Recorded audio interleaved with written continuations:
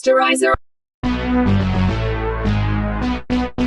Sanibona igama le-movie yethu yango-2021 Till Death. La isiqala khona ngo-Emma owayehleli nendoda ajola nayo igama layo uTom. Noma singazi ukuthi ingxabano yini, kodwa u-Emma ucasukile utshela uTom ukuthi ngeke basakwazi ukuphinde babonane. uTom emncenga, kodwa u-Emma uyahamba ushiya uTom umtshela ukuthi iphelile lento yabo. Ngenkathi ephuma u-Emma, uTom wayesamncenga ukuthi ucela ukuphinde ambone. Wathi u-Emma, njengoba ngikutshelile Tom ukuthi ngeke ngisakwazi, kuyimanje i-anniversary yami. U-Emma siyambona ngakusasa emsebenzini kamkhwenyana wakhe uMark, ngathi i-assistant yakhe imnikeze imbali eshiwo umkhwenyana wakhe ze-anniversary. Wathi u-Emma mayengene e-ofisi lamkhwenyana wakhe wafica ifayili yamaphoyisa eyayimayelana nekhesi yokuhlaselwa ka-Emma okwakwenzeka eminyakeni edlule, ngoba siyabona ukuthi u-Emma wayehlaseliwe la kwa-endapha khona egwaza isigebengu ehlweni. Khona lapho wangena uMark umkhwenyana wakhe, ngoba siyathola ukuthi umkhwenyana wakhe yiloya nokuyena wayesebenzela phezu kwe-parole yale ndoda eyayihlasela u-Emma. Ngesikhathi u-Emma ebuza umkhwenyana wakhe ukuthi usebenzela ukukhipha abantu ejele noma ukubafaka ngaphakathi, kodwa uMark wathi yena usebenzela ukuthola imali. Bobabili bangena kwi-lift, kanti kwi-floor elandelayo kuzongena uTom. Sesiyabona ukuthi uTom ulala nonkosikazi kwebhosi yakhe, kodwa njengoba bendawonye ba-acting ngathi abazali. uMark no-Emma baqhubekela e-restaurant beyodla i-anniversary dinner. uMark wanika u-Emma i-diamond necklace amthengele yona for i-gift ye-anniversary. No-Emma wanika uMark i-gift yamathikithi okuyobuka ibhola, kodwa uMark akangawathatha, wathi i-team yakhe iyadliwa kulo nyaka. Babona kwelinye itafula eliphesheya indoda iproposa kwi-girlfriend yayo. u-Emma wacabanga kusemnandi phakathi kwakhe noMark umkhwenyana wakhe ngey'khathi zabo. uMark wasukuma wagqokisa u-Emma i-necklace, yathola ukuthi sebeshade for 11 years. uMark wa-blindfold amehlo ka-Emma ngenkathi emdrive emvala amehlo emkhombisa i-surprise emusa kulo muzi ababejwayele ukuya khona besebasha. Sebefikile endlini, u-Emma wakhipha le blindfold esemehlweni waqala wa-inspect indlu. Ngesikhathi wafica indlu eyayidark igcwele iy'thombe zakhe benoMark ndawonye, yamjabulisa leyo nto u-Emma. Wadlala i-record kwi-turntable, wahamba u-Emma waya upstairs. Ekhuphuka elandela ama-rose petals amholela ekamereni, wangena e-bedroom wafica uMark emlinde ngamaglasi awu-2 eshampeyini. uMark waxolisa ku-Emma ngokungabi umkhwenyana o-right, wamtshela ukuthi kusuka manje kufanele bazame ukulungisa isimo sezinto phakathi kwabo. Baqhubeka lapho baba nobusuku oburomantic bobabili. Ngakusasa ekuseni waphaphama u-Emma umkhwenyana wakhe ehleli phezu kombhede. Wethu sokubona isandla sakhe esifaswe ngozankosi esihlanganiswe nesikamkhwenyana wakhe. Wayibeka isibhamu ekhanda, wayidubula, wayibulala. u-Emma wamemeza for ucela usizo, kodwa kwakungekho muntu ngoba lo muzi wawungenabo ngisho umakhelwane. Wathi uyafonela amaphoyisa ukuthi ifoni yayingasebenzi. Wathi udubula iketango ngesibhamu, kodwa isibhamu sasingena inhlamvu.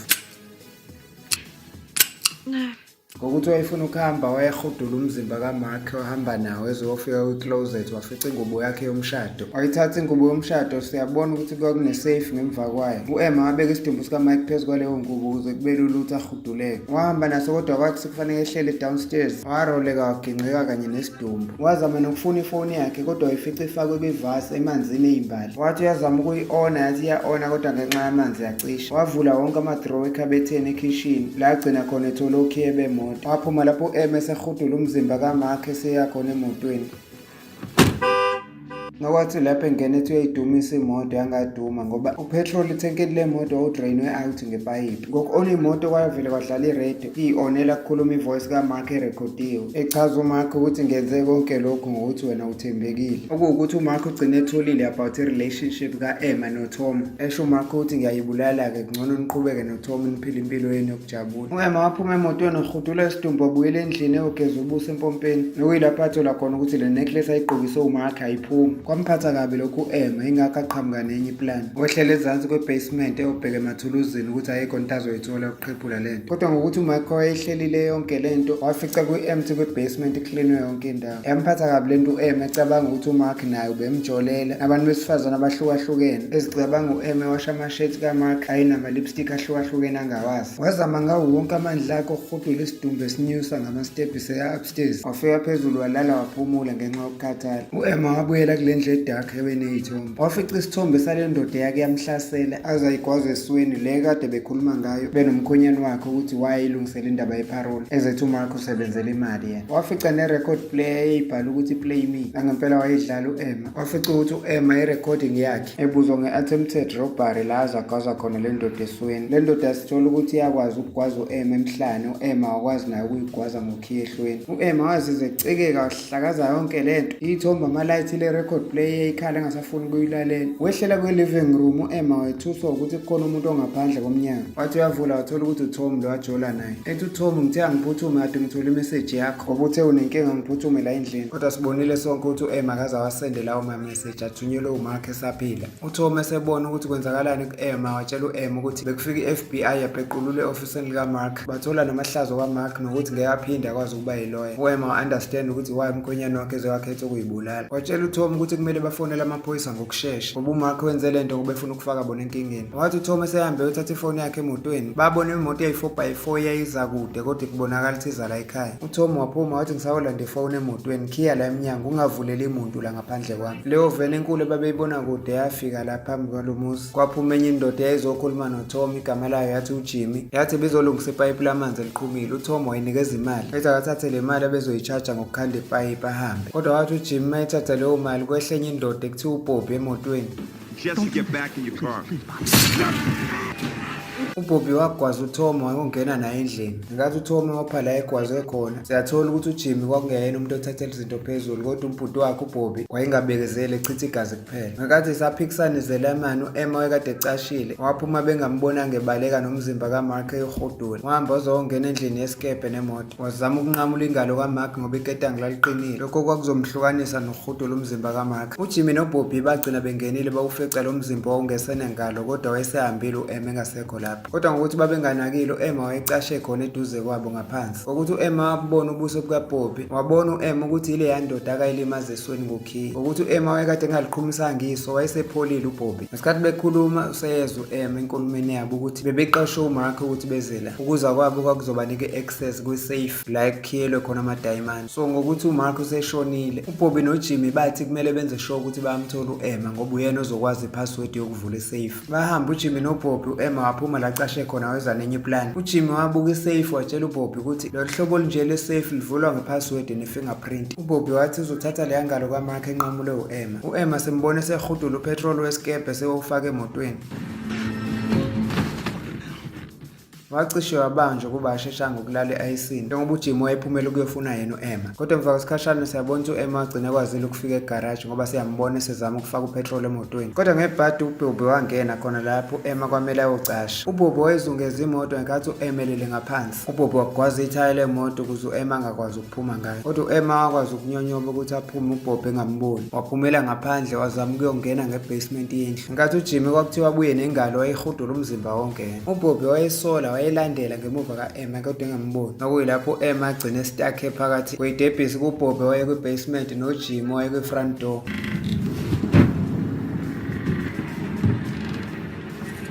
u-Emma wasebenzisa ukuhlakanipha wapressa i-alarm kukhiye wemoto. Nokuyilapho izelamani zaphuma zombili igijima ziye egaraji. Ngalezo sikhathi wabamba ingalo kaTom wavalelisa kuTom. Ngenkathi uBobby etshela uJimmy ngaphandle ukuthi akumele ayeke ahambe u-Emma. Encenga ubhuti wakhe ezomqabula esiphongweni ethi lesa sifebe sambophisa 10 years. Babuyela back endlini ngaphakathi kuyomfuna. Beshayela namasayini ukuthi ukhona khona la endlini. uBobby wahamba kuyomcheck-a upstairs. uJimmy wasala emile kwi-first floor. uBobby wathula walalela wayezengathi kukhona umuntu ohamba kwe-attic. Wanyukela khona wathi esaqalaza waqhamuka lapho u-Emma wam-attack wamshaya wamlahla phansi. u-Emma wathatha ukhiye bemoto kaBobby waqhamuka uJimmy esabuka ubhuti wakhe oqulekile wafika u-Emma wamlahla phansi ngeduku yegalofu. Wamkhiyela ngaphakathi endlini wanqamula ihendle kakhiye waphumela ngaphandle u-Emma eseyemotweni kaBobby ethi uyoyidumisa. Wafika khona lapho uBobby wayesephapheme wammisa. Ngenkathi sebehilizisana bela u-Emma wakwazi kodwa ukuthatha ifoni wafonela amaphoyisa 911. uJimmy watshela umfowabo ukuthi kumele bahambe amaphoyisa angazafikela. uJimmy etshela umfowabo uBobby ukuthi abayiyeke lento ngoba bazoboshwa. Kodwa uJimmy ngokuthi wayenenkani wakhahlela u-Emma waquleka u-Emma. Wavuka u-Emma waphaphama ethola ukuthi ingalo yakhe isiphinde yahlanganiswa nesidumbu somkhonyane wakhe. Ngesikhathi uBobby noJimmy behudula i-safe beyisondeza ngaku-Emma. Wabatshela ukuthi akayazi yena iphini yokuvula leyo safe. uBobby wayengamkholwa waqhubeka nokumshaya ngoba wazomtshela ukuthi ngizophinde ngikugwaze futhi njengoba ngakugwaza emhlanje. uJimmy wafika wazokhuza umfowabo uBobby kodwa uBobby wamphusha umlahla phansi. uJimmy wathatha isibhamu sikaMark wasikhomba kumfowabo uBobby. u-Emma wathi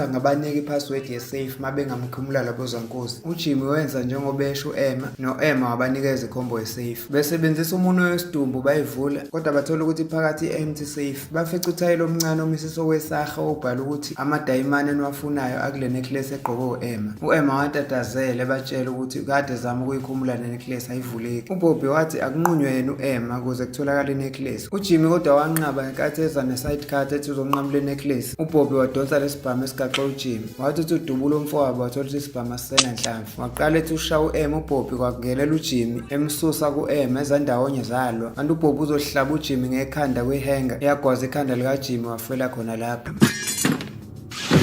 Ngesikhathi uJimmy esamile esathukile, u-Emma wathatha ummesi. uBobby wayesecasula ukubulala umfowabo watshela u-Emma ukuthi uzombulala. Zaqala lapho zashayana zowu-2. Nokuyilapho u-Emma akwazi ukushaya khona uBobby ebusweni ngethuluzi. Wazama ukubaleka u-Emma, wathi uthi uyamjaha uBobby wathola ukuthi sekuyena osebhanqwe nesidumbu sikaMark. uBobby naye warola nesidumbu etebhisini. u-Emma wakwazi ukuhamba aze wayofika egaraji wangena emotweni kaMark. uBobby naye wayesesihudule wafika nasegaraji isidumbu. u-Emma wahlehlisa imoto kaMark wawushayisa umnyango, kanti izofika ivinjwe ezinye iy'moto. Ngokuthi ayingeke isakwazi ukuphusha iy'moto engemuva, wafaka u-forward wawushayisa uBobby. Kodwa ngebhadi imoto yashibilikiswa u-ayisi yawugaxela egaraji lesikebhe. uBobby wayesa-right wasukuma lapho waqhubeka nokuhudula isidumbu eseqonde emotweni. Afika ayivula wathola ukuthi u-Emma akasekho lapho. uBobby wabona u-Emma eyihudule ayisini, naye uBobby wayehudula isidumbu wamlandela. Baphinde balwa kodwa u-Emma wakwazi ukumgwaza. Kodwa isisindo semizimba yabo bobathathu kwafohloza i-ayisi la-break, lokho kwenza bonke bangena emanzini. uBobby wayesaqhubekile nokubamba u-Emma sebengaphansi kwamanzi. u-Emma wadonsa ummese esifubeni sikaBobby wakwazi ukumgwaza sembulala wamqeda. u-Emma wakubhukudela ukuthi eyophumela phezulu fast. Wafika phezulu wagwaza i-ayisi elalimvimbile waphumela ngaphandle. Wafika ngaphezulu walala waphumula ngenkathi ekhipha iringi yakhe yomshado. Wayidedela yaginqika yawongena emanzini. Wezwa sekukhala amasayireni amaphoyisa ayewefonelile. Siyayibeka lapha namhlanje, ungaphuthelwa imuvi elandelayo izo-uploada ngekudala.